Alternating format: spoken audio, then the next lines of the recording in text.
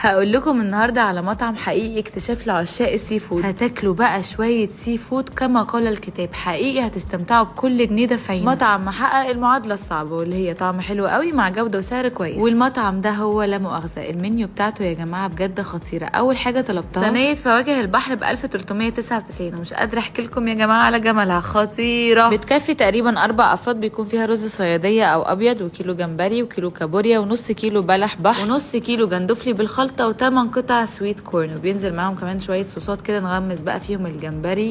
يا قلبي على الحلاوه، حقيقي استمتعنا استمتاع غير عادي. وندخل بقى على صينيه البركان العالميه، بيكون فيها كيلو وربع رز ونص جمبري قشر ونص جمبري لحم وكيلو كابوريا ونص بلح بحر ونص فيليه مع السلطات والعيش والمخلل ب 1344 جنيه. وبعدها جربت بقى كيس لا مؤاخذه فرن، بيكون جمبري قشر وبلح البحر وكابوريا وجندفلي ونص ذره. انتوا شايفين يا جماعه بجد الحلاوه، كل ده في كيس حراري معاهم بقى بيدخل الفرن، وبيتقدم معاه ربع كيلو رز ابيض بالسمنه البلدي مع صوص لا مؤاخذه الخطير وصوص الليمون ب 309. وجربت كمان طاجن العروسه، بيكون طاجن على شكل قلب كده، بيكون فيه جمبري لحمه مع كاليماري غرقانين في الوايت صوص. وطاجن لا مؤاخذه سبيشال، بيكون جمبري لحم وبطارخ وبيض السبيط وكاليماري غرقانين في الوايت صوص. وبصوا يا جماعه شوربه السي فود في مطعم لا مؤاخذه بتكون مليانه ازاي. وحبيت قوي وجبه الجمبري المقرمش راس وديل، بتبقى 6 قطع جمبري مع 2 صوص كده، كانت حلوه قوي. واخر حاجه جربتها كانت الوجبه البلدي، حقيقي كانت تجربه حلوه جدا في مطعم لا مؤاخذه. انتوا